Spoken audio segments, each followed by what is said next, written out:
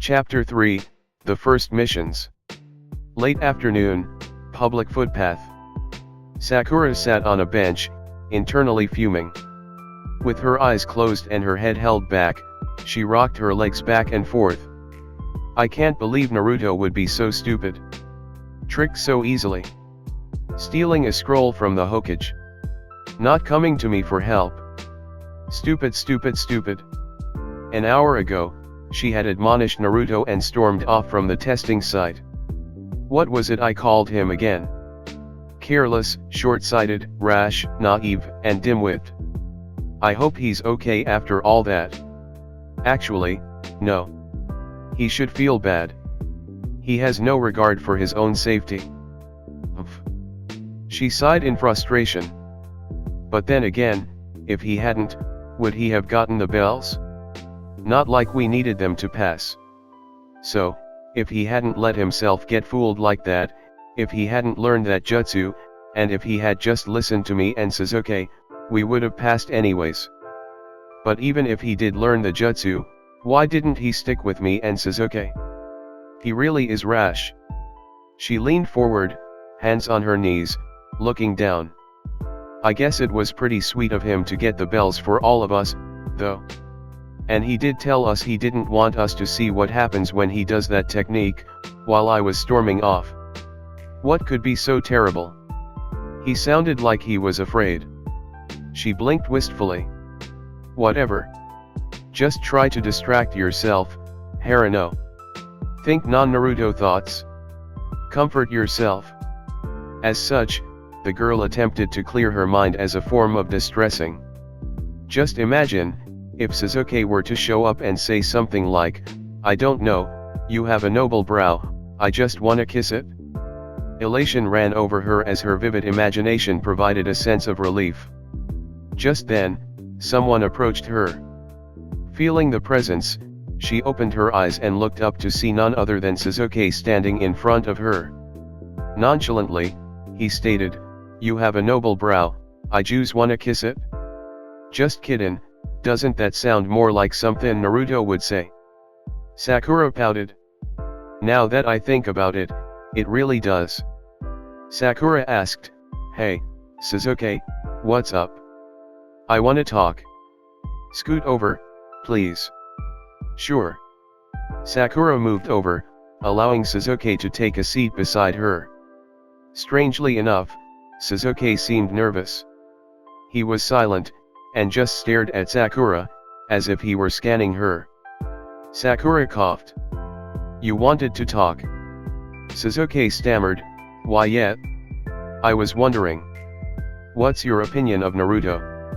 My opinion. Yeah, what comes to mind when you think of him, what do you think about his personality? Sakura cleared her throat. Well, I think he's a little careless. I get the feeling that he takes advantage of the fact that he's an orphan to engage in shenanigans. What sort of shenanigans? You know, like defiling the Hokage monument. Yeah, that was pretty dumb, I guess. Dropping that eraser on Sensei's head. I mean, that was funny, though, you even laughed at it?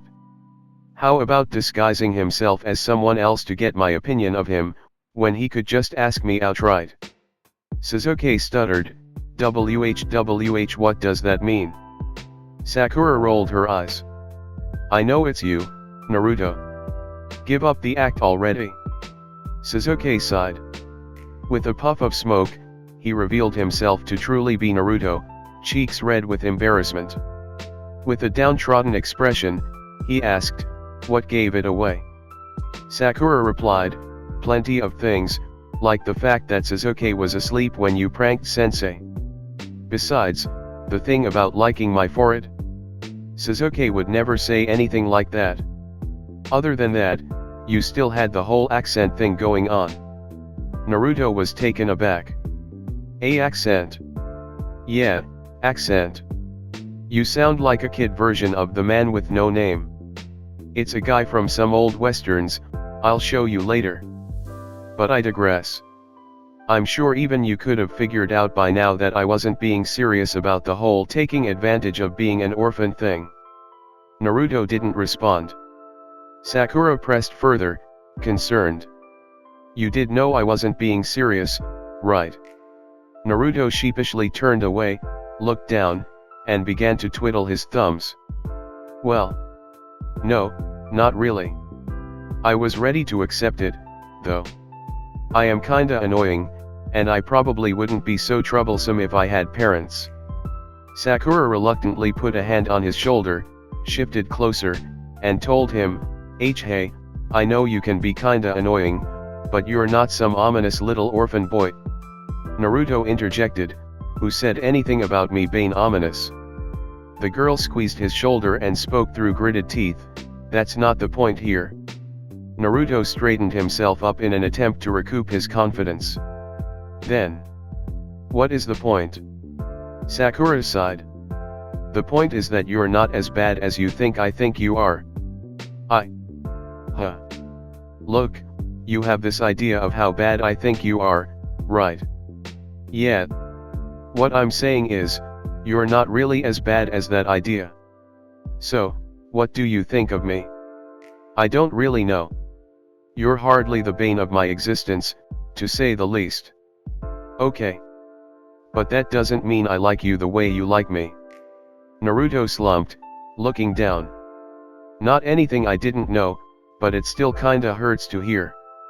Sakura looked off to the side and admitted, I don't like saying this, but for a long time, I didn't have any opinion of you. Your existence was like an open secret, everyone knew you but no one knew you personally, and I certainly didn't know you, so I didn't want to form a baseless opinion. Then I met you, and I thought you were some sort of ne'er-do-well, you know. Sakura turned back to Naruto and glared at him. She sternly ordered, look at me, loser. With timid eyes, Naruto obeyed, meeting her gaze. When Iruka-sensei suggested that I tutor you, I was peeved. I really only took him up on the offer because he promised extra credit. But, and I'll snap your neck if you tell anyone, I've warmed up to you since then. Excitement overtook Naruto. His eyes widened as he formed a hungry smile. He pushed himself up to kneel on the bench as he leaned into Sakura. He jabbered, really really really? You mean it? Sakura chuckled, yeah, bask in your glory. Then, she ruffled his hair, promptly calming him down, while softly telling him, and I appreciate what you said about my forehead. It was really sweet. As she let her arm down, Naruto scooted forward, grabbing a hold of it. He swore to her, I meant every word. In fact, I like everything about you, more than anyone else. Now blushing, Sakura gently removed his grip on her arm, stating, that's really flattering. She then demanded, that line about my forehead, say it again. As yourself this time. Naruto froze up. He choked, well, I just it's not easy. Just look me in the eyes and say it already. Naruto obeyed and squirmed. Okay. You have a noble brow, I'd really like to kiss it. That wasn't so bad. Sakura stood up, telling Naruto, I'm gonna go home now, but before I do. She cupped a single hand under his chin to turn his face, priming him for the soft peck she landed on his cheek, leaving him completely dumbfounded. She noticed his attention fixed on her, and sang, I'll kill you if you tell anyone, as she began her walk home. Wealthy urban district. Sasuke approached a lavish, pristine, luxury, glass apartment building, a symbol of the Hidden Leafs, particularly, the Uchiha and certain other elite clans, great wealth. Passing through the district were people not just on foot, but also in wagons operating on motors. Such was the abundance of wealth in Sasuke's home of the past few years. The building had a vast plaza, with a fountain in the middle, whose centerpiece was a stone bust of the Uchiha clan symbol. The names of victims of the Uchiha massacre, such that each day begin with their names in the light of the sun, were plated on the eastern side of the fountain, facing away from the complex. Sasuke hated it. Every time he saw it, it was just a reminder of what he had lost, that so many others had been permitted to keep, his family. Sure, the massacre hadn't even made the slightest dent in the clan's numbers, but Sasuke lamented each and every day that his parents, grandparents, uncles, aunts, cousins, and friends were the ones who had lost their lives, and that as far as anyone knew, his elder brother's hand. Every time he saw the memorial, he forsook the Lord, wishing it had been someone else's family and someone else's friends. He had even turned to God in supplication, praying that somehow his family and friends would return, or even just his parents at the very least. Nonetheless, no such thing ever happened. According to Sasuke, because God had it out for him, or didn't exist, either one was a fine enough, albeit poor, filling for Sasuke's attempts at apathy towards God.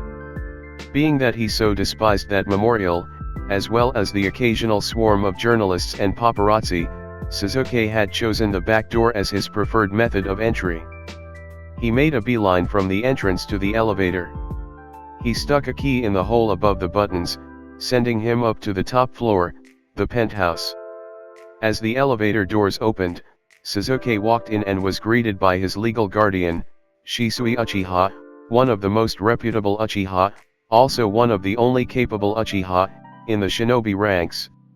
"Good afternoon, Sasuke. How'd your test go?" Sasuke whined, "My teammates are annoying and my sensei's a bastard." "Better than I expected. Go take a shower and we'll hang out or something. I'm making your favorite for dinner." Suburban area, Sakura's house. Sakura skipped to the front steps of her house, a two-story home with ample room for her family, and then some. She used her heart-shaped key to open the door, walking in with a cheery greeting of "I'm home." As she removed her shoes, immediately, Sakura's mother, Mabuki, a slim woman who almost resembled her, if not for the thinner jawline and short wavy hair, hopped over to meet her. "There you are, princess," she joked, "Daddy's not home now, you're stuck with me and Naruto." Sakura chortled, "I'm gonna take a shower, don't wait up." As Sakura sprinted up the stairs, Mabuki shouted, "And when you come back, tell us how the test went, darling." Naruto's apartment. When Naruto arrived, he yelled, "Yo Anko, I'm back," to which Anko replied, "Come on, Naruto, join the fun." Naruto kicked off his shoes and ran to the living room to see what Anko was talking about. To his horror, she was playing Just Dance with Kakashi. Naruto complained, "First you mount Anko, now you invade our home. Where does the insanity end, sensei?" Not breaking away from the dance, Kakashi answered, "I wasn't aware of the notion that it should end. I don't even know when it began." Naruto grumbled. Fine, whatever. But can you just tell me how you got to the point of banging Anko? It doesn't make sense to me." Kakashi responded, "You know the movie When Harry Met Sally?" "Yeah.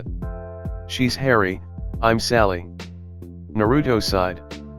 "I'm gonna have to choke a straight answer out of him, aren't I?" He shifted his attention to Anko, commanding, "Anko, I need your help with something." Still dancing, Anko replied, "Not now, kid, I haven't kicked Kakashi's ass all the way yet." Rather than wait, however, Naruto decided to act on his impatience. He stomped over to Anko, grabbed her arm, and skirmished into his room with her in tow.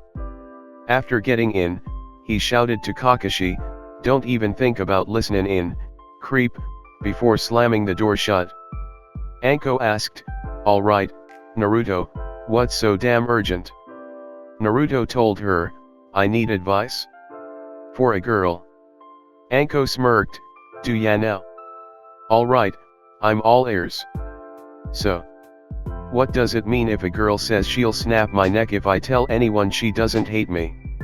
The smirk disappeared as Anko asked, "What? What does it mean if? I heard you the first time. Why did she say that? She also said she'd kill me if I told anyone she kissed me on the cheek. She's a weird girl. Naruto objected. Hey, Sakura's not weird. Anko snapped, first of all, she definitely is. Secondly, now she has to snap your neck. Third, it's your classmate Sakura that you're talking about? Isn't she hung up on emo boy? Naruto murmured, don't tell her I said anything, please. And yet, she's hung up on emo boy, as far as I know. Anko sighed. Alright, here's my advice, be assertive. Assertive. Next time you see her, tell her, listen, girl, I won't play these games with you. If you really like me at all, you have to promise that you won't snap my neck and slash or kill me. That should get the ball rolling. Really? Yes. Really? Now let me get back to fooling around with Kakashi. Please don't phrase it like that. Sakura's house, evening. Sakura's father, a slick businessman, named Kakashi, with a goatee, and his hair now down to his shoulders, walked down the stairs in a t-shirt and sweatpants, having taken a post-work shower. He noticed that his wife and daughter, dressed pretty much the same way, gestured for him to enter the dining room. Walking towards them, he peeked in the living room to spot his 8-year-old son watching TV, before joking to the girls, "Are we having an early dinner?" Mabuki replied, "You wish." "No, Sakura just wants some advice about a certain boy." Now standing with the girls, Kakashi asked, "The troublemaker or the emo?" Sakura rolled her eyes. "It's Naruto." Her father snickered, "Well, I prefer that one anyways." Sakura cleared her throat. "Now let's get to the issue at hand." Mabuki told her, "We're all ears." The girl informed, "Well, it's just that Naruto gave me a really sweet compliment today. He said that my brow's noble and that he wants to kiss it." Mabuki interjected, "I didn't think he'd be so forward." Kakashi asked, "Well, Sakura, how did that make you feel?" Sakura answered, "It felt really nice. I was all warm and fuzzy inside." "But it's Naruto." Kakashi advised, "Say that again, but leave out that last part." Sakura restated, "It felt really nice, I was all warm and fuzzy inside." Kakashi suggested, "Isn't that all that matters? In spite of how averse you've been to connect to that kid, you feel good around him. Act on that." Mabuki admitted, "Your father and I were the same way, really. I couldn't stand him at first, but he won me over with his own special brand of charisma." The buttery smooth voice didn't hurt, either. Sakura smiled. "His voice? That gives me an idea." She excused, "Thanks, Mommy, thanks Daddy, I'm gonna go and invite Naruto here then." The adults watched as Sakura went over to the home phone in the living room and called Naruto. "Yeah, Naruto, it's me. I was thinking, if you don't have anything to do, you could come over? Yeah, I know we don't have to study anything anymore, I'm just inviting you as as a social thing. We can watch one of those westerns I was talking about, with the man with no name. Yeah, you can come now, that works fine. Join us for dinner, too. Alright, see you soon, bye. I hope I don't regret this."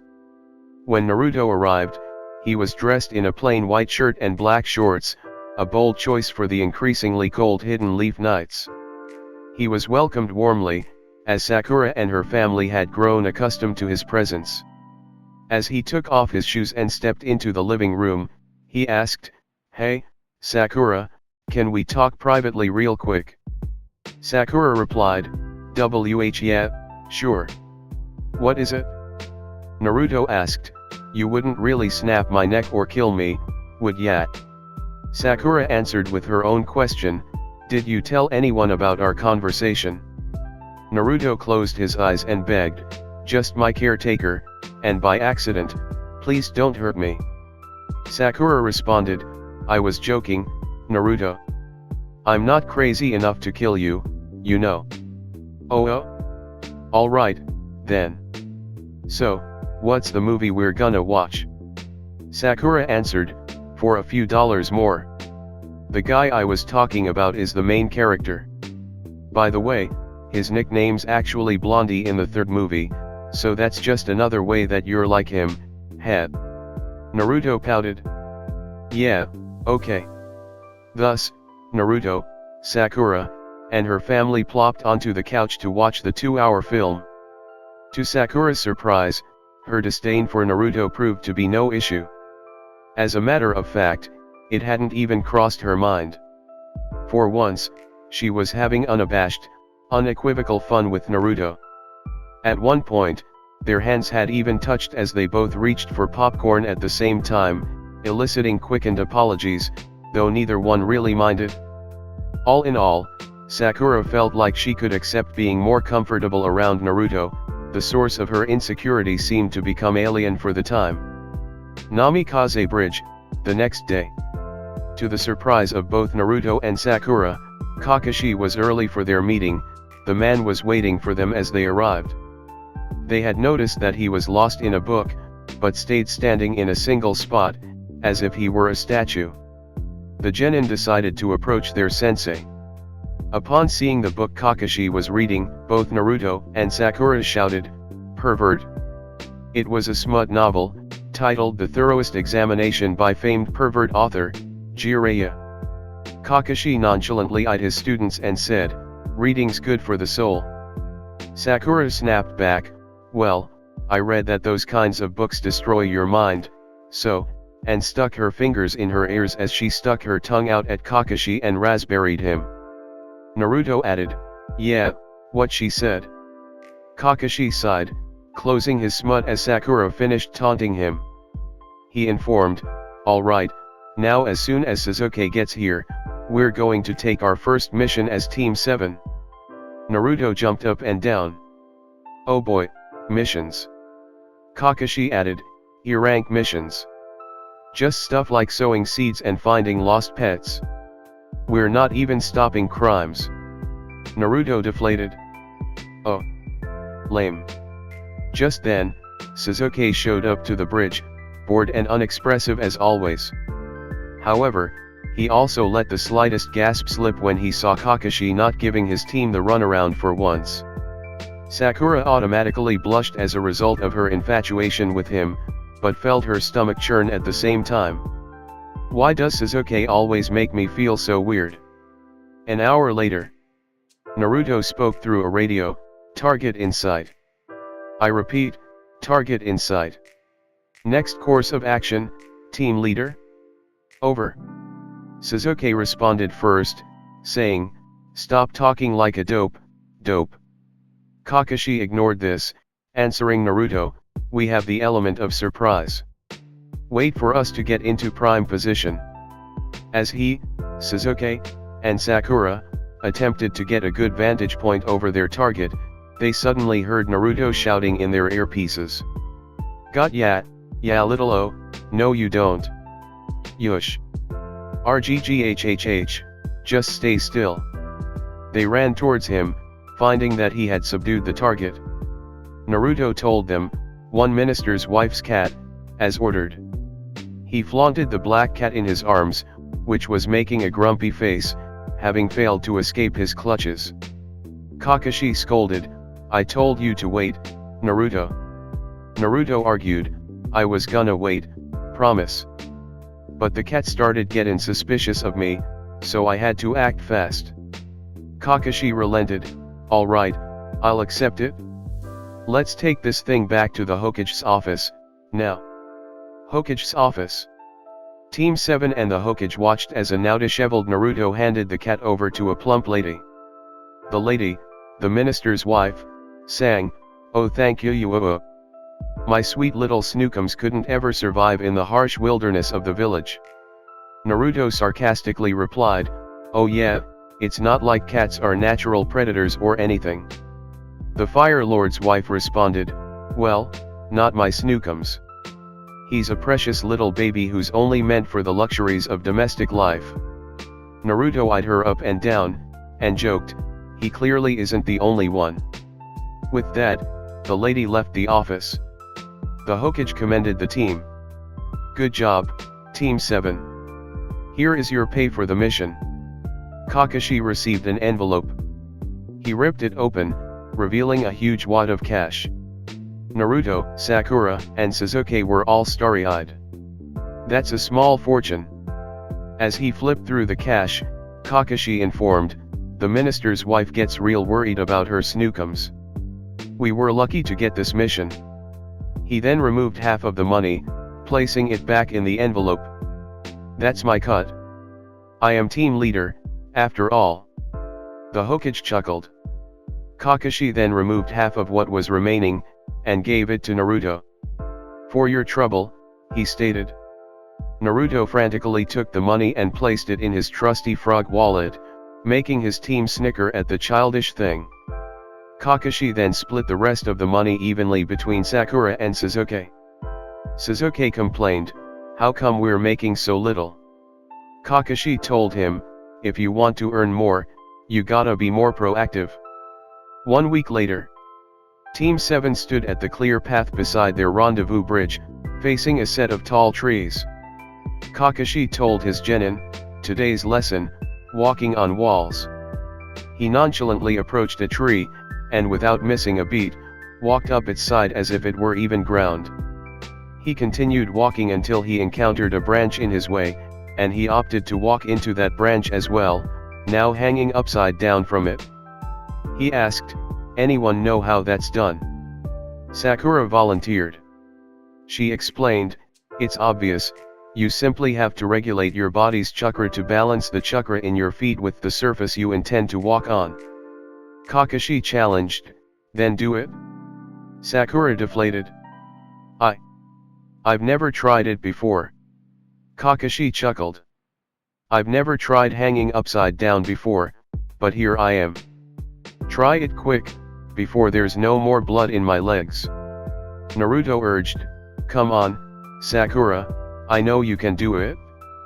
Sakura replied, "If you insist." She skipped over to an adjacent tree, stopping short of touching it in her hesitancy. With a prayer, she slowly brought up the first foot to tread, her right foot, as she had been taught it to be proper, while concentrating the proper amount of chakra into her solace. "God, I hope I get this right." Voila, her foot attached to the tree as if it were solid ground. She brought up her other foot in the same manner, with the same result. Step by step, she walked 10 feet up the tree, and then Sakura landed in a pratfall on the ground. Kakashi lightly remarked, "Oh yeah, did I forget to tell you? It's not a pleasant drop." Sakura sarcastically replied, "Yeah, thanks for telling me." Kakashi facetiously answered, "You're welcome." Naruto decided to try his hand at tree walking. He ran towards a tree, brought his foot up to it, and only found himself shoved back. Kakashi dropped to the ground, stopped him from falling, and announced, "That's what happens when you use too much chakra." He watched as Sasuke attempted the same maneuver, only to fail to latch onto the tree. He told him, "That's what happens when you use too little." Sakura, now sitting 20 feet up on a tree branch, called out, "Naruto, Sasuke, what's up?" "I am," and stuck her tongue out at them. The boys dedicated themselves to walking up their respective trees. After a few minutes, Naruto approached Sakura, who was sitting at the base of her tree. He asked, "Hey, Sakura. Can I get some help, please?" She answered, "What?" "Yeah, sure." The boy kneeled down and whispered, "How do I walk up a tree? Don't let Sasuke hear." Sakura, in turn, giggled. She whispered back into Naruto's ear as he nodded and grinned. Hours later, Sakura, with her headband concealed, walked along a sidewalk in the dead of night. She was holding a large, expensive purse, waving it around as if she were showing it off. Just as she walked past a street lamp, 2 men on a motorcycle passed by at a slow speed. The motorcycle was a bare-bones vehicle, with its singular seat being a broad strip of leather, No place to rest the feet, nor obedience to bicycle's rules of steering, instead using triggers on the handlebars to turn. A man jumped off the back while the other continued driving at pace. The man who jumped off attempted to snatch the purse from Sakura, who resisted. All the while, the man on the motorcycle continued at pace down the street. Sakura demanded, "It isn't yours, give it back," as the thief barked, "Just hand it over, bitch." He then pushed her down onto the ground, though she saved herself from a major injury by guarding her head. She whispered, "All right, Sasuke, get ready."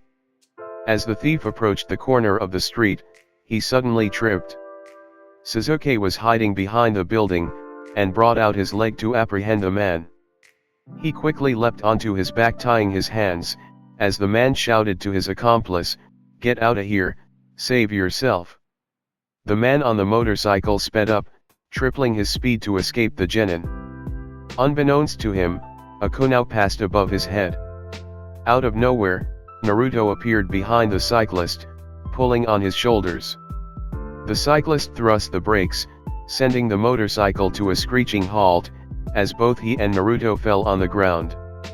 Naruto quickly summoned a dozen clones, one of which helped him tie down the cyclist, while the others stopped the motorcycle from sliding too far. Naruto and the cyclist landed directly under a street lamp, as the rest of Team 7 came by. Kakashi picked up the cyclist and ordered, "Sasuke, we'll take these guys to the station."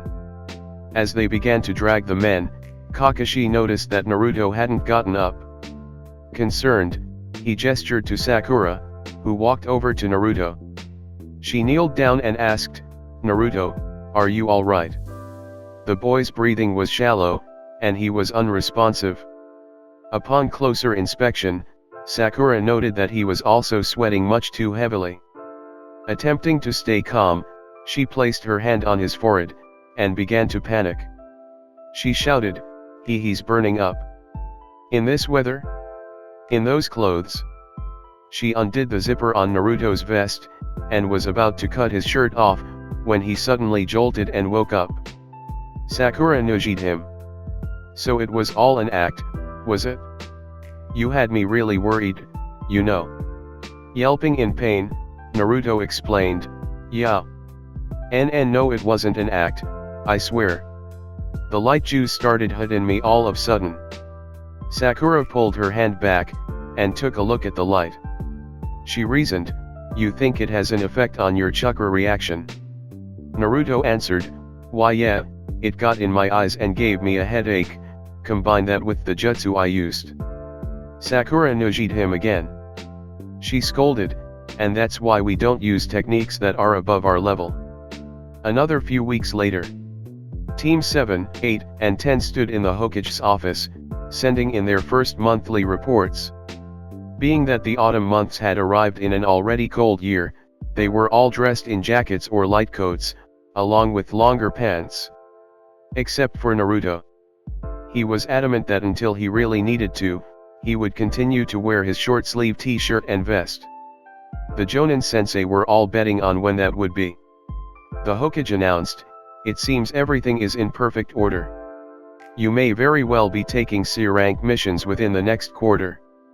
Naruto complained, "No. I'm tired of all these menial tasks and petty crimes, I wanna do a C-rank now." The Hokage rolled his eyes. He asked, "Kakashi, what say you?" The addressed Jonin, in turn, asked Sakura and Sasuke, "Of course, I have my own opinion, but do you guys think you're ready for a C rank?" Sakura and Sasuke looked at each other for confirmation, before looking back at Kakashi and affirming, "Yes we are." Kakashi smiled, addressing the Hokage. "We're ready, Lord Hokage." Hiruzen, though taken aback, pulled out a folder. "I trust your instincts, Kakashi. This will be your mission, escort Mr. Tajuna Aono to his home, the Land of Waves, while ensuring his goods are not damaged. Then, you will oversee the construction of a bridge he's building, it's in the final stages by now." He held a button on the phone on his desk, ordering his assistant, "Bring Mr. Aono in, please." A few seconds later, the door to the office opened. In came an aging man, somewhere in his 50s. His unkempt graying hair, bushy goatee, lazily worn sunglasses, and plain rags gave the impression of a poorer man. He slurred, "Amr, Mr. Cage." Naruto whispered to his team, "Why's he dressed like a hobo?" Sakura whispered back, "Maybe he's trying to be Christian-like. You know, using his money on himself only for stuff he needs, using the rest for his people." Tajuna shuffled his feet across the office, and when he bothered to lift them, he brought them down with a loud, empty thud. As he approached the desk, it became apparent that he was holding 2 large duffel bags, along with wearing a camping backpack. Sasuke stated, "He walks more like an animal than a Christian." Tajuna responded, "Yeah, what's the difference?" Though Sasuke smirked, Sakura answered, "Hey, it's not nice to talk about people that way just because you don't share their beliefs." Tajuna groaned. He flaunted the cross necklace he was wearing, gesturing to it without his hands. "Yeah, well, hiccup, I'm one of them. What do you got to say about that?" Sakura crossed her arms and pouted. She told him, "I don't feel like playing these stupid little games. I've got this guy as my sensei," as she gestured to Kakashi. Naruto, feeling left out, interjected, "Yeah, old man." Tajuna turned back to Hiruzen, inquiring, "Hold on a second. Is this the team that's gonna be taking me back home?" The older man replied, "Yes, they are. Meet Kakashi Hatake, Sasuke Uchiha, Sakura Harano, and Naruto Uzumaki." Tajuna sighed with hesitation. All right, I'll take M." The next day, Hidden Leaf Wall. Tajuna greeted Team 7 outside the village walls, still holding his bags from the previous day. Team 7 also had backpacks, filled with their clothing for the stay in the Land of Waves. Tajuna told the team, "All right, to begin with, we'll be walking a few miles out the village, to the transport I prepared." Naruto questioned, "Transport?" Tajuna replied, "ACH, yeah, it's one of them motorized carriages." The blonde perked up. "A motor carriage? Really?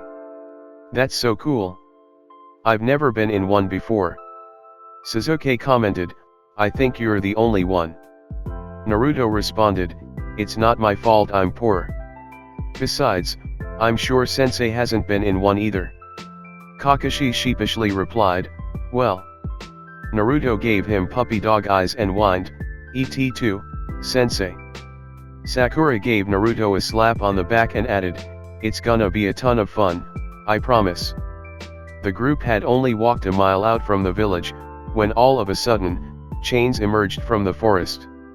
They wrapped around Kakashi and squeezed, snapping his bones and making him fall to the ground. Sakura froze. She cried, "S-sensei."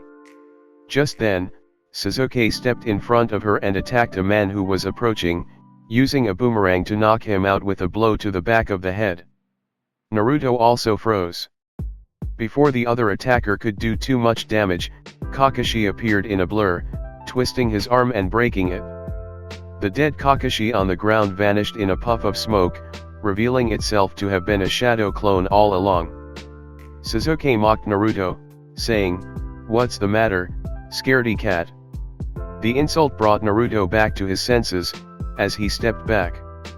He shot back, "No. I was just surprised, is all." Though he feigned stoicism, guilt overtook him underneath. Damn it! Why'd I freeze like that? What if someone actually died? What if Sakura got hurt?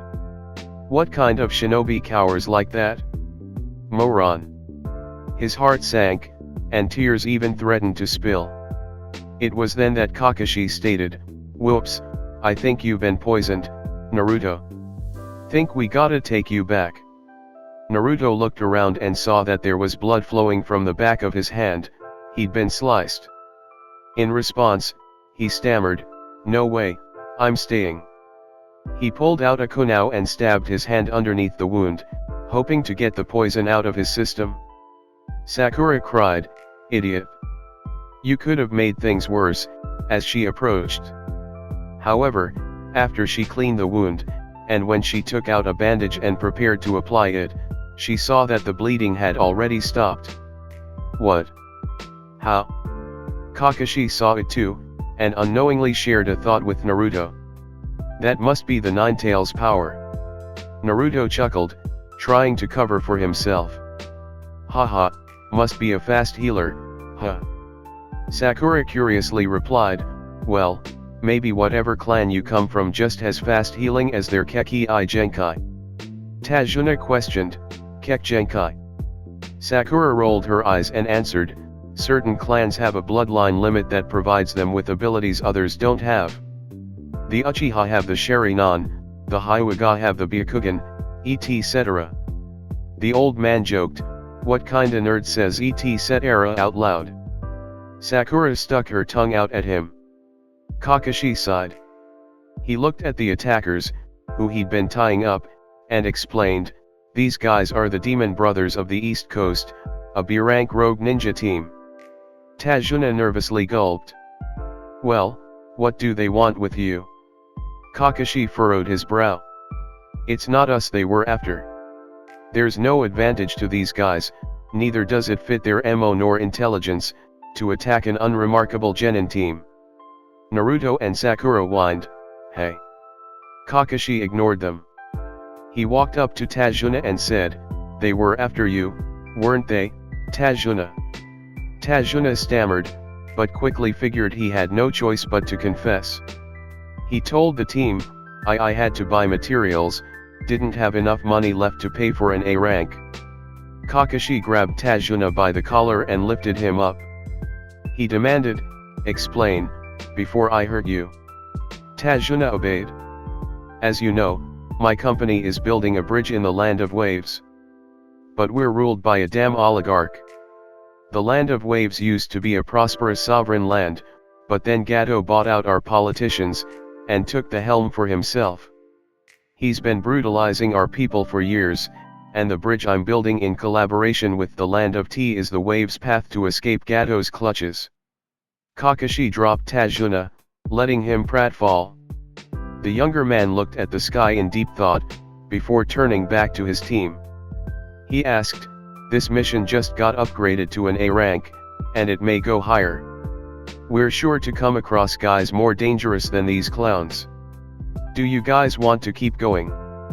Naruto, Sakura, and Sasuke all looked at each other, communicating through eye contact alone. They looked back at Kakashi and stated, yes, sensei. Tajuna breathed a sigh of relief. Within the next 20 minutes, the group reached their first stop. At this point, the dirt road was blocked off with a short steel concrete barrier, giving way to a paved asphalt road on the other side. On the left and right ends of the road were short lines of black closed-top wheeled carriages, with engines in front to power them. Tajuna led Team 7 to one of these carriages, using a key to unlock the trunk, in which the group proceeded to place their bags. Then, Tajuna walked to the right side and swung a door open, allowing the genin to enter the back seats. Sakura entered first, and Naruto was about to jump in, but Sasuke stopped him, saying, I get motion sickness. I need to sit in the middle, for balance. Naruto argued, I don't care, throw up out the window. This prompted Sakura to admonish, don't be an idiot. Besides, a window seat is better than the middle. Naruto whimpered and whined, fine, and decided he would let Sasuke sit in the middle without issue. However, rather than immediately enter the vehicle, Sasuke walked back around to the trunk, and pulled out a thermos. Walking into the back seat now, he explained, it has ginger in it. Helps alleviate motion sickness. Naruto muttered, asshole. As Naruto stepped into the vehicle, he shut the door. The genin then waited as Tajuna opened the hood, cranked the engine, started the car, and closed the hood again before stepping into the passenger seat, with Kakashi driving. Though Naruto would have preferred to sit next to Sakura, he was still enjoying the ride. It's so oddly relaxing. It's crazy how everything looks like it's passing slow out one window, but when I look out the other one, everything looks fast.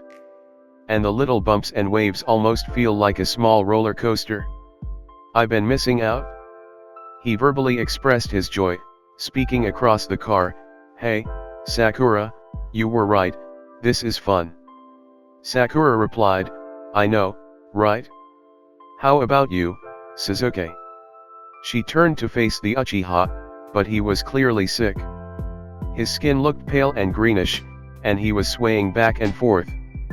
The boy placed a firm hand on Naruto's shoulder, begging, get me near the window. I need fresh air. Naruto complained, oh, so now you don't want to sit in the middle. Sasuke put his hand over his mouth and grunted, just move, dumbass. Naruto planted his feet. No. Sakura groaned, and grabbed Naruto's forearm. She yanked him up, giving Sasuke space to scoot over, and pulled the blonde into the middle. As Sasuke opened the window and hyperventilated, Naruto preoccupied himself with Sakura. He pushed himself against her, getting a view of the outside through her window, inadvertently squishing her face onto it. Sakura struggled against him, and escaped. She grabbed his head, and pushed it down below her chin, then locked him in place by keeping her arm around his neck, all the while forcing him to slouch so his feet would still be touching the floor. This gave Naruto a view of the window without crushing Sakura. Naruto cleared his throat and sheepishly told her, thanks, to which she gritted through her teeth, it's my pleasure. Mid-afternoon. The group reached another car station, where Tajuna returned the vehicle he had rented. Following this, they hopped aboard a boat. It was small, but just big enough to fit all of them and their bags. Sasuke faced a similar motion sickness issue, which was exacerbated by the harsh, near-freezing weather. Albeit reluctantly, Sakura clutched onto Naruto to share body heat. Naruto made no protest, as he was beginning to feel tired, and he actually liked being this close to her. Though Naruto tried to resist, his breathing slowly waned. The days. Not over. Must stay awake. Naruto's plans, however, went under further assault when Sakura squeezed him tighter to close any space between them, and fully take advantage of the body heat. That being the final straw, Naruto burrowed himself into Sakura's neck and fell asleep right there on her shoulder, an inadvertent effect of her actions. No skin off my back, he's really warm. I'd almost say he's cute like this. She commented, it's so foggy and cold all of a sudden, what is this? Tajuna whispered, it shouldn't be this cold here yet. Must be some anomaly we've not detected. Chills began to run up his spine, a feeling he was sure wasn't just due to the cold. The fog laid thick, making it harder to breathe, as if they were atop a mountain. Kakashi stayed silent, and simply rowed the boat on. When the boat finally reached the desired shore, Kakashi quietly ordered, all right, let's get up. Something's odd. This is a heavily wooded area we're going to walk past, but the first 100 feet of land are like a barren ramp. Tajuna and Sasuke followed, while Sakura had to wake up Naruto. She gently rocked him, whispering loudly, Naruto, wake up. It didn't work. She tried shaking him, but that didn't work either. She tried slapping him, but even that didn't work. In the end, she resolved to carry him on her back. He had gained some weight, but was still unusually thin for his age. So, while Kakashi carried Sakura's and Naruto's bags, Sakura held Naruto, piggybacking him across the path. However, before they could even make it 50 yards inland, Naruto was stabbed in the shoulder with a kunai. The force made him fall forward, taking Sakura down under him. Fortunately, it had also woken him up. He stumbled upwards, pulling the kunai out of his shoulder, but was suddenly knocked down by Sakura. She had just saved him from being decapitated by a giant shuriken. The wound on Naruto's shoulder quickly healed, as he sat and saw that Kakashi was standing in front of the group, guarding them. The entire group was ready to fight, as the genin quickly formed around Tajuna to protect him, brandishing their kunao. As a part of the fog cleared, a shadowy figure made itself present, stepping forward to reveal its form. It was a darker man, though his skin was pale. His hair was short, black, and unkempt. Perhaps the most noticeable thing about him was that he had wrapped himself like a mummy on his torso, bringing the bandage around the top of his head to form a mask over his mouth and nose. Besides that, a massive sword in his hand, almost resembling an oversized kitchen knife, was stepped to his back, and he wore a forehead protector with 3 lines crossed out. Kakashi was hit with flashbacks of the past hour. The sudden cold, the damp air, the fog. It all makes sense now. But something still feels off. He tried to conceal his anger. I should have known on the boat. Zabuza of the hidden mist. He pushed up his headband, bringing it evenly around his forehead, revealing that the iris of his hidden eye was red, with black comma-like marks circling his pupil. Zabuza replied, Kakashi of the Sharingan eye. I have no quarrel with you, I just want the bridge builder. Step aside. Kakashi refused.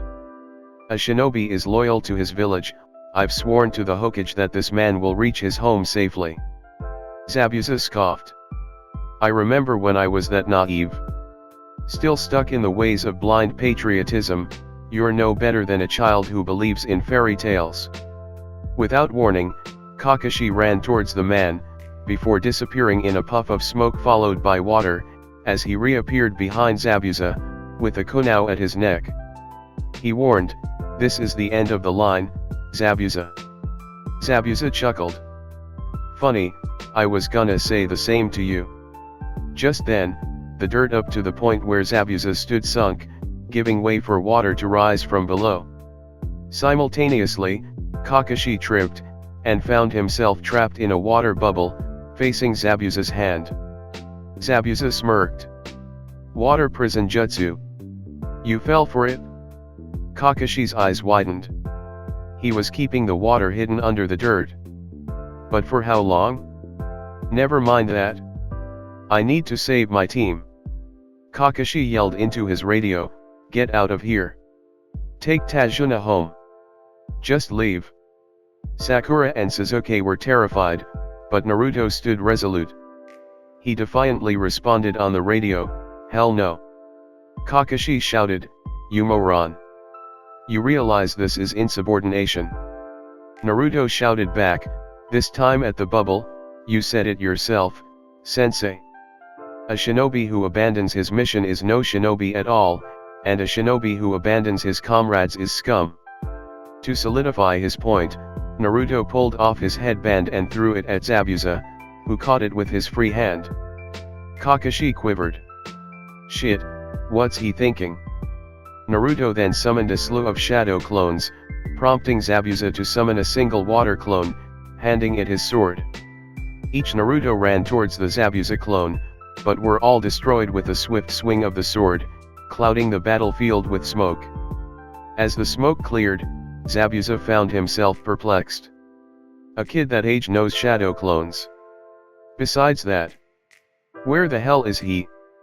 His intuition told him to look behind, and as he did, he saw Naruto in mid-air, having thrown multiple shuriken at him. Zabuza was about to bring up his free hand to block the shuriken with a technique, but found that the arm was being pulled down. Instinctively, he brought up the hand maintaining the water prison, using it to create a water wall to block the shuriken, inadvertently freeing Kakashi. Naruto fell into the water, as his team looked on in astonishment. Sakura, in particular, was floored. Did Naruto really do all that? What's this feeling? Kakashi beamed with pride. Within a few seconds, he came up with a crazy plan like that to free me. He really is his parents' son. Kakashi slid back on the water, creating space between himself and Zabuza, who did the same. As Zabuza slid back, he found that the culprit of his free hand's lack of mobility was a shadow clone Naruto had made, which managed to hide until it found the opportunity to grab him. What kind of freak kid thinks that fast? Damn it! Zabuza's water clone threw the sword back at him and dispelled, as Zabuza himself destroyed Naruto's clone and sheathed it on his back. Naruto sat up in the water, watching the battle ensue. I just wish it wasn't SSS so sea cold. Zabuza began forming a long string of hand signs, chanting their names, as Kakashi sprung to mirror him. After dozens of signs were completed, both men summoned dragons from the water. These dragons twisted and turned around each other, before colliding in an immense splash that rained down on them, and Naruto. Fortunately for Kakashi, the force of the dragons knocked Zabuza down, giving him ample time to grab Naruto and push him towards the rest of the group, while he himself fought with Zabuza. Stumbling, Naruto managed to pick up his headband. As Naruto stood upright, he nearly bumped into Sasuke, but was saved, again, by Sakura, who knocked him down and fell, again. When Naruto looked back up, he saw that Sasuke had been struck by multiple knees in his chest. Scrambling, Naruto shoved Sakura off, dropped his headband, and yanked Tajuna's leg to make him fall back on the dirt to help keep him safe from any more needles. Naruto scanned the trees and spotted a second shadowy figure. Before he could chase the figure, Naruto had Sasuke croak, "Naruto! Find the man who killed my family!" Naruto panicked. No, he can't be dead. He's just delirious, isn't he? He opted to pursue the shadowy figure he saw, and the figure seemed to be content with confronting him, as it descended onto the ground in front of Naruto. However, before they could battle, Zabuza shouted, "Haku! Retreat!" With that, the figure jumped back into the trees and vanished, while Zabuza did the same with the mist. In the blink of an eye, the fog around the area cleared, the blue sky was vibrant, and the sun was getting close to the horizon. Naruto watched as Kakashi, battered and exhausted, limped over to him. He ran towards Kakashi, then held his hand to help guide him towards the group. It was then that the initial shock of everything wore off, and Naruto remembered what had just happened. He pulled Kakashi harder to reach Sasuke, who was still lying on the ground. Sakura was holding him and crying, begging, "Just wake up, Sasuke, please." Tajuna watched, standing still. Damn. Kakashi let go of Naruto's hand, silently giving him permission to go to Sasuke. Naruto skipped over and kneeled, checking for a pulse. "He's cold. And I'm not feelin' any dash." Sasuke suddenly spoke, "Unhand me," through squinted eyes. Through teary eyes, Naruto obliged him, dropping his arm onto the ground. He got up and wiped his tears, blubbering, "Let's Jews get to this drunkard's house already." Chapter 4, Life in the Land of Waves. By the end of the sunset, Team 7 and Tajuna reached their destination. They had walked through a wooded area and up to the porch of a house just outside the outskirts of town. The door opened, and greeting them was a young black-haired woman, along with a little boy hiding behind her leg. Tajuna greeted, "Evening, Tsunami." The woman reciprocated, "Good evening, Tajuna." She looked at the team, seeing Kakashi and Sasuke battered, held up by Naruto and Sakura, and asked, "This is your security?" The old man chuckled. "Two of them are sick, they don't look like much, but they're honest." Naruto pouted. "What do you mean, not much? Didn't I just?" Sakura nudged him with her elbow. She gave him a glare that told him to keep quiet, and he figured it was on account of not scaring the boy. "So," Naruto continued, "I just picked up a bag that you dropped, and that you would have forgotten." Tsunami opened the door to let everyone in, as Kakashi commanded, "Don't bother making dinner for me or my raven-haired fellow, we're going to sleep, he's already ahead of me on that." A few hours later, after having showered, Naruto, Sakura, Tajuna, Tsunami, and Tsunami's son sat at the dining room table. Sasuke and Kakashi had been moved into a small guest room to rest. Dinner tonight was rice with meatballs. Tsunami stated, "I should apologize, I usually whip up something fancier." Sakura was quick to reply, "Don't be, this is good food." "Right, Naruto." She nudged the blonde next to her, whose eyes suddenly went wide. His mouth was full of food, so he tried his best to swallow quickly and affirm the sentiment. As soon as he did, he said, "Oh, yeah. My guardian Anko taught me to cook, but even I can't do it this good. This one time I tried to make rice and meatballs, but I boiled the meatballs and roasted the rice." The group laughed, forgetting their troubles for a while. After dinner, Tsunami offered, and proceeded, to take the plates and clean them up. Tajuna rose and left for the living room, leaving Naruto and Sakura alone with Tsunami's son, who sat across the table. Naruto asked, "So, what's your name, kid?" The child answered, "My name is Inari Aono. I'm 10 years old. I don't like you." Inari spat out his chair and ran upstairs. Naruto and Sakura stared at each other. That was weird. They simultaneously rose from their chairs, and Naruto followed Sakura into the living room. They saw Tajuna sitting on the couch watching TV, and he told them, "By the way, kiddos, I told Tsunami over the phone to set up the guest room for ya. So if ya don't like the local TV, you can watch some movies." Sakura bowed, "Thanks, Tajuna," and led Naruto upstairs. Upon finding the guest room assigned to them, Naruto was amazed at how spacious it was, as was Sakura. "This is even bigger than my room. There's even a couch and a coffee table in here." The genin plopped onto the couch at the foot of the bed, primed and ready to watch the massive TV, whose speakers were booming. They flipped through the channels. Soap opera. Soap opera. Soap opera. Boring movie. Boring documentary. Terrible cartoon. Terrible sitcom. Infomercial. Static. Static.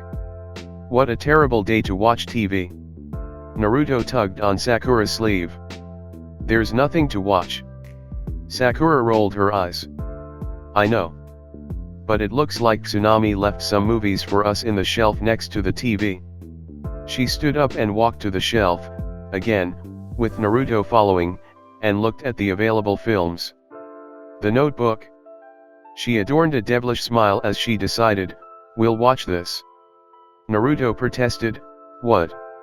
Come on, it looks like sappy garbage." Sakura argued, "Well, I don't see you picking out a film." Naruto groaned as he conducted his own search. Terminator 2. Extended cut? Naruto flaunted the movie. "I wanna watch this." Sakura grumbled. "Fine, but only after we watch my movie." 2 hours later. Sakura was bawling her eyes out, blowing her nose into a tissue.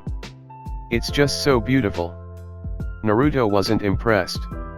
"If I ever find myself acting like that guy, I'm gonna jump off a cliff onto a bed of nails." Sakura scoffed, wiping her tears. "Whatever. Let's just watch your preferred nonsense." "With pleasure." 2.5 hours later. Naruto and Sakura were both bawling their eyes out. Sakura handed Naruto a tissue, and both of them blew their noses. "It's so beautiful." Sakura cried, I didn't expect it to be so touching." Naruto added, "Me neither." Near midnight. Naruto and Sakura were lying in bed, though the two of them were on complete opposite ends of the bed, with no physical contact, a demand made by Sakura. Though both were wearing their pajamas and donning the large fur blanket provided for them, and though the windows were closed and the heat in the house was running, it was astonishingly cold. Though Sakura put on a front, lest she embarrass herself, Naruto was openly shuddering. The absence of a healthy amount of fat on his body was undoubtedly working to his detriment. It was made even worse when Sakura, approaching the sleep state, yanked the blanket off of him to hog it for herself. The dilemma presented to Naruto now was whether he should tell her about it, and risk a scolding, or silently suffer in the perceived sub-zero temperatures of the land of waves. He opted for the latter. No point pissing her off, right? Thus, the boy resolved himself to the cold. He curled up, rubbing the sides of his chest, shaking on and on. He could feel wind entering through every open space in his outfit, circulating throughout his body, and leaving only to be replaced by an even colder wind. I can't bear this any longer. He swallowed his fear, and bounced to roll over. He hadn't expected that he'd be face to face with a very stern-looking Sakura. He sheepishly chuckled. "So, guess you're awake." She sighed, and replied, "Yeah, obviously. I turned around a while ago and noticed that I'd pulled the blanket off of you." "Sorry." Naruto insisted. "What, no, there's no need to be sorry. Just gimme my side of the blanket. Not that I'd do anything bad if you didn't. I mean dash. Quit overthinking it, dweeb." "Why yeah, sure." After the blanket had been returned to Naruto, he asked, "So, you said you turned around a while ago. Why didn't you return the blanket then?" Sakura's cheeks flushed as she answered, "I think I kind of wanted to see if you would say anything. I was going to give it back regardless." "Oh. Well, I did good turning around, then, didn't I?" "Yeah, I like people who address their problems like that." Now, Naruto's cheeks went red. "Oh, so you like me? We been over this already. You don't piss me off, and I don't crush your skull. Okay, maybe I could have said something nicer than that." Naruto pouted. "Darn." Sakura changed the subject. "Anyways, it's really cold tonight. I was thinking that maybe, possibly, it wouldn't be inappropriate for us to share our body heat." Naruto stammered, "Oh, yeah, sure. I fell asleep on the boat cause of that, didn't I?" Sakura giggled. "Yeah, you did." She inched closer to the middle of the bed, where Naruto had found himself after his dramatic turnaround. She cleared her throat. "Remember, we're never to speak of this to anyone else. Unless I say so." Naruto nodded. "Yeah, sure, the usual deal." Sakura then brought her arm around Naruto's shoulder under the bed, as she brought the other one under his other arm. She then guided him to a mirrored position. Hesitantly, she pulled him in close, eliciting a small eep from him, making both their cheeks somehow redder, and took a deep breath. However, her hopes of getting to sleep soon were crushed by the jackhammering of Naruto's chest against hers. She whispered, "Hey, calm down. I'm trying to sleep." Naruto, drowning in embarrassment, squeaked, I don't know how." Sakura ordered, "Take some deep breaths. And don't speak a word of this." While Naruto did as he was told, Sakura made an observation about his posture. "This kid's whole body is stiff as a board. Why does he still have his guard up?" She subtly verbalized her concerns, whispering, "Naruto, calming down includes the act of not freezing up like a clam."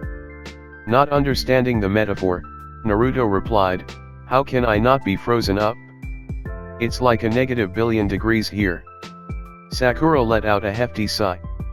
"This is going to take a while."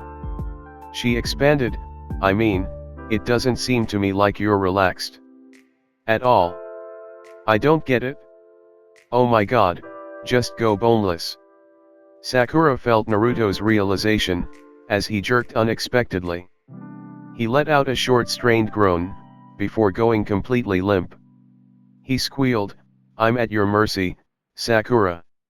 Sakura giggled, warming the boy's heart. Naruto felt the tiredness of the day coming over him. "Man, the shit I been through. How come it takes all that to get me this tired? Just then, Sakura inadvertently delivered the killing blow. She further closed the gap between her body and his, while bringing her leg around his to lock them into place. Sakura then took the liberty of catalyzing Naruto's descent by lightly rubbing his back with an open palm. This led to the consequence of Naruto, his mind gone completely blank now, sinking deeper into Sakura's shoulder, giving her mixed feelings. Well, I'd be lying if I said this wasn't comfortable. Naruto, on the other hand, felt something much simpler. Man, I really needed this. Sakura's a godsend. For the first time in a long time, Naruto had a fruitful sleep. When Sakura woke up, her vision was blurred, red sunlight was pouring through the window, and she felt a warm figure that she was grasping onto. In her blind comfort, she nuzzled into the large bag, squeezing it tighter. What a nice, warm bag. Wait a minute. Since when do I sleep with a bag? She rubbed out some eye crust with her thumb's knuckle as she began to remember what had transpired the night before. Right. Not a warm bag, a warm person. Sakura diverted her attention to the wall, analyzing the clock. 6:30 a.m. Thank God, I don't need to be out of bed for a while. She brought her gaze back to the boy in her arms. She stared at Naruto for a while, admiring his soft features. She noticed that his hair had been growing longer, as he hadn't had it cut in a while, and that it was approaching the awkward phase. He may be annoying, but I'd be lying if I said he wasn't kind of adorable. Something about him being so vulnerable just speaks to me. Sakura brought up her hand to gently whisk away a lock of hair that had made its way into Naruto's forehead. However, when she actually moved the hair, he jolted awake. Sakura was just as shocked as Naruto, who was siren-eyed for a few seconds before realizing where he was. Sleeping. Hugging Sakura. This one's going in the memory banks. He asked, Sakura. What time is it? The girl responded, just go back to sleep, Naruto. It's 6:30, we don't need to be up for a few hours. She shuffled back into her former position, ready to go back to sleep. Unfortunately for her, Naruto had other ideas. He squirmed around and rolled over, such that his back was now facing Sakura. Without a word, he shuffled backwards and grabbed Sakura's arm, guiding it around his waist like a seat belt and then hugging it, before promptly dozing off. Sakura was dumbfounded. Idiot, I didn't say you could do that. Later, in the morning. As Naruto and Sakura, having completed their morning ablutions, put on their day clothes, Sakura took the opportunity to ask, Hey, Naruto, do you remember how I accidentally woke you up earlier? Naruto was perplexed. He replied, No. I slept all the way through since last night, didn't I? Sakura answered, No, you didn't. Never mind, it's not important. Naruto continuously tugged her arm and pestered, Come on, tell me. She snapped, I said it's not important, okay. Just stop being stupid. Naruto grumbled, Oh, fine. I'll just go and bother someone else, then, and stormed off into the hallway. Running in tow, Sakura shouted, Naruto, wait. Darn it, why's he gotta be so hot-headed? As Sakura burst into the other guest room, she bumped right into Naruto, who had been standing still.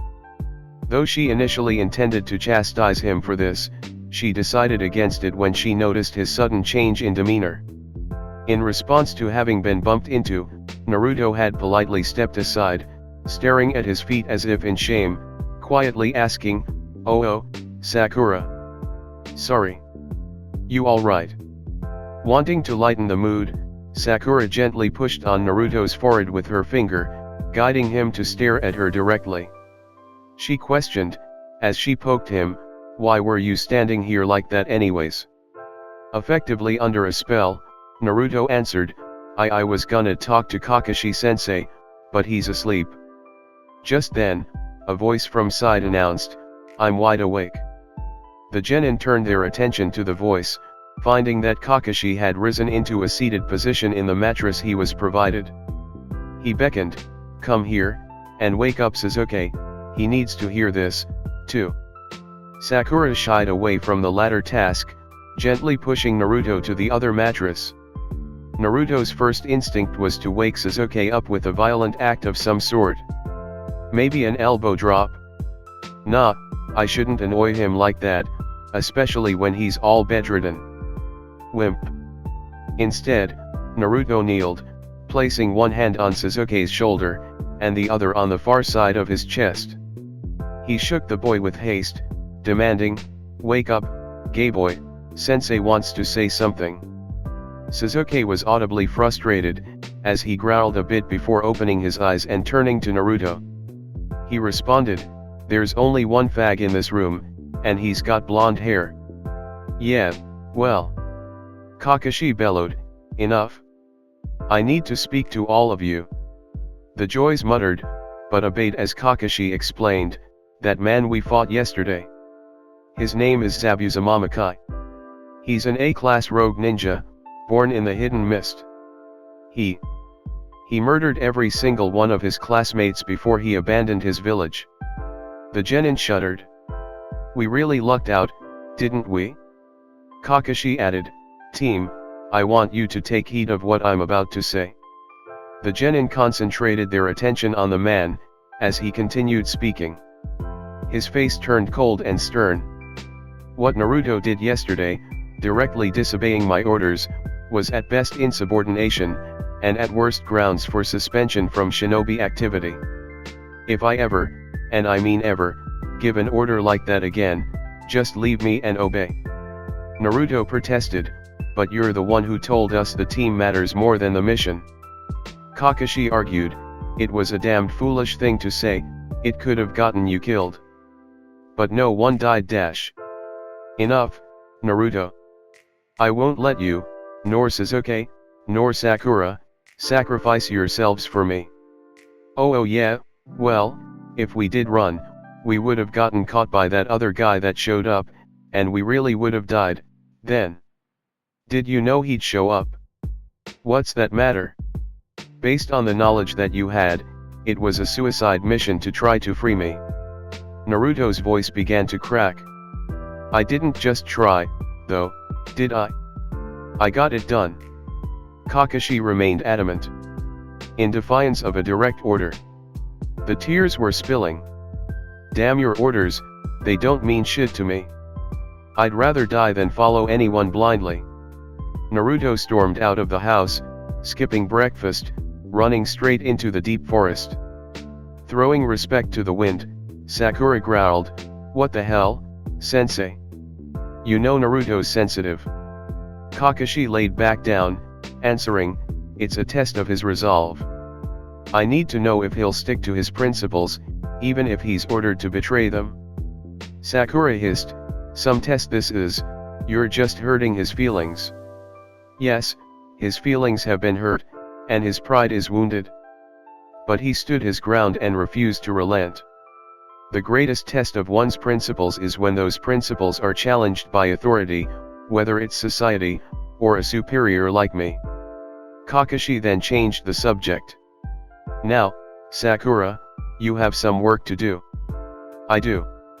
When you're done with breakfast, put on your coat and go to the bazaar, buy Naruto something he'll like, he'll surely be back by sundown, then keep watch over the bridge until the workers leave or until I tell you to, whichever comes first."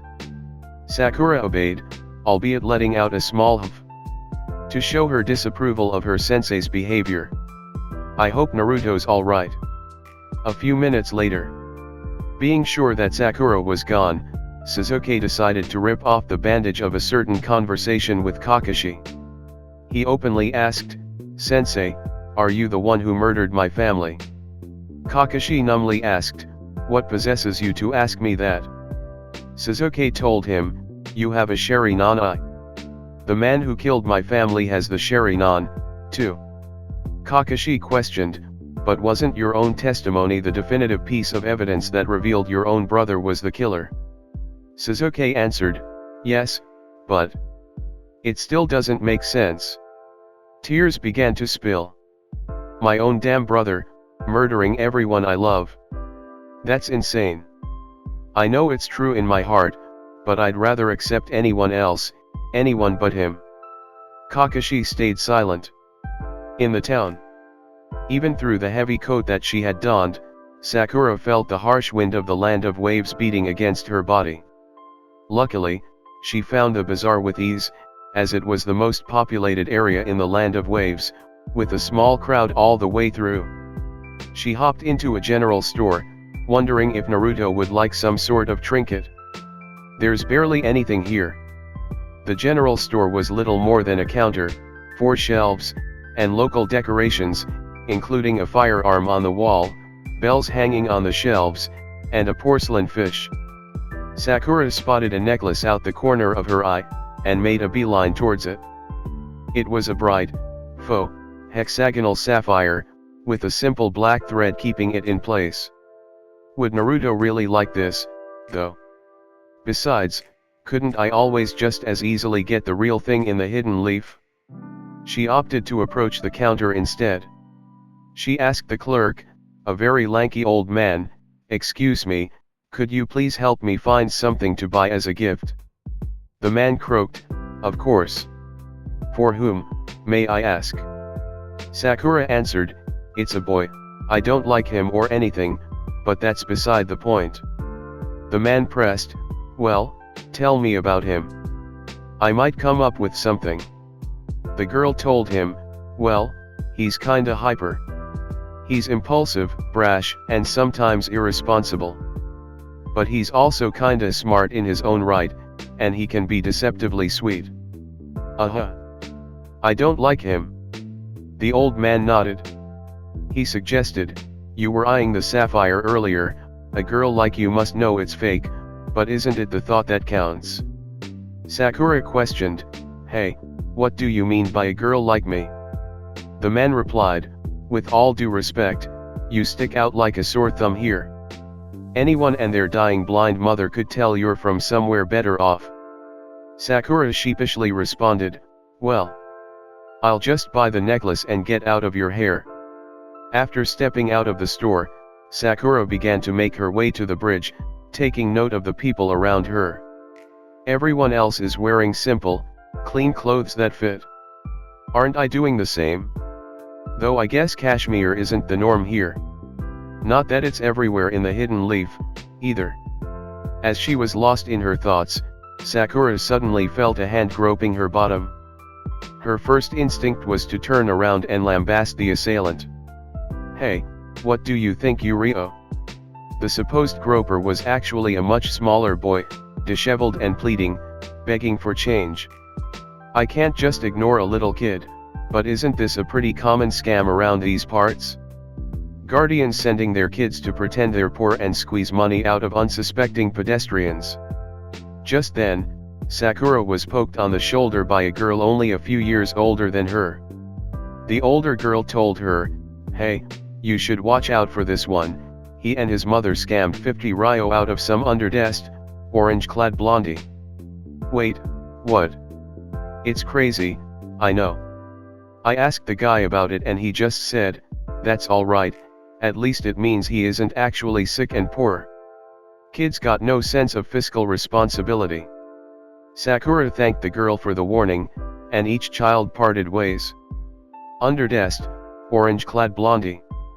Come to think of it, Naruto was just wearing his normal vest when he ran out. And wasn't 50 ryo the exact amount of money he got as a bonus from the Hokage? I can't believe he just gave it away like that. Sakura imagined the sight of Naruto taking all that money out of his frog wallet, and a warm smile overtook her face. Well, off to the bridge. Can't wait for them to finish for today. In the forest, Naruto dragged his feet through the woods as he cried, "I'm so stupid. Stupid, stupid, stupid. I could just die. It's so cold, I just might." As he encountered a clearing in the forest, he felt the presence of another person nearby. After pushing aside some shrubs, he noticed a young woman bent over next to a basket, picking plants in a wide, open plain. All she's wearing is sandals and a summer robe, with no sleeves. Is she crazy? Then again, I don't think I'm any better. But how should I have known it was gonna get this cold here? Not wanting to come across as impolite, Naruto approached the girl. He asked, "Hey, miss, can I help ya?" The girl turned around, and quickly hid the shocked expression upon seeing Naruto. She answered, in a voice as feminine as could be, "I'm a boy." Naruto's eye twitched. That's a guy? He's even girlier than Sakura. Is he gay? The boy announced, and no, I'm not gay. I'm straight as an arrow. Naruto blushed. He cleared his throat and asked again, whatever. Can I help you, sir? The mysterious boy replied, I think sir is too formal. Just call me Haku, it is my name, after all. Having calmed down a bit, Naruto squatted next to Haku, inquiring, alright, Haku. What are you looking for? Haku told him, yarrow. It's a plant used for medicine, though too much can make you sick. Look for a flower that's white or pinkish, and put them in the basket. Naruto responded, alright, yarrow, as he kneeled to search for and pick the plants. Yarrow. Yarrow. Yarrow. Why's it called yellow if it's pink? Haku broke the silence with, I know, it's funny that it sounds like yellow when it's white or pink. Naruto pouted. Is this guy reading my mind? Is that a gay power or something? Haku added, and no, I'm not reading your mind. I'm just good at guessing what people are like, and in turn, what they're thinking. Naruto dismissively countered, yeah, I figured. If you could read my mind, you would have also had to tell me that it's not a gay power. Haku scoffed. I'm not gay, Naruto. The blonde argued, I bet you've got mags of naked guys under your bed. Haku shot back, I sleep on the floor. Naruto retorted, then you're probably hiding them in the gay guy's secret compartment. Oh, yeah. Well. Darn it, I can't think of anything. Too busy having gay thoughts? No, violent thoughts. Violently homosexual. Haku stifled his laughter. You just pick up the plants, man. Both boys shared hearty laughter, as they placed a few more yarrow into the basket. Haku cleared his throat and stated, alright, I think this is more than enough, take a handful, I think you could use some. As Naruto obliged, Haku rose. He was handed the basket by Naruto, who asked, hold on, who do you need the yarrow for?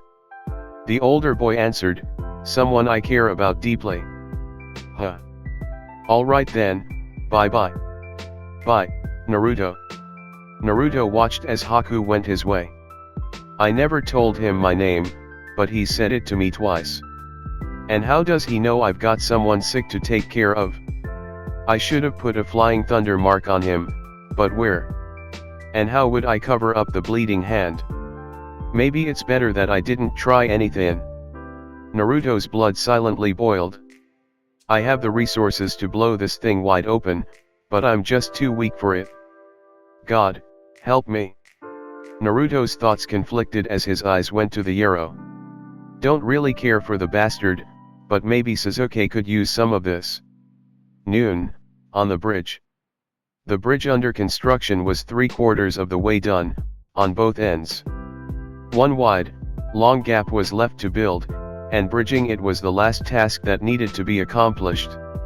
It would have been done sooner if Tajuna, who was supervising, wasn't having some labor issues. A nervous man in his 30s approached Tajuna. Hey, Mr. Aono, I was thinking it was just about time for a break. Tajuna replied, so? I'm no tyrant, you know you're free to go. The man responded, Mr. Aono, I meant break as in. I know what you mean. Just go. The younger man bowed, said, I'm sorry, Tajuna, and scurried off. Sakura asked her client, Tajuna. What was that?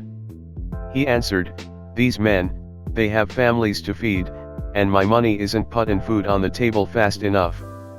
So, they leave. I've lost track of how many times it's happened. Noting that Tajuna was digging into his palms with his knuckles, Sakura further questioned, are you okay, Tajuna?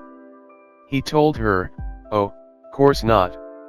I just wish me men would have a modicum o' faith in meself. Kills me to see them given up. Sakura soaked his words in. What has this place gone through?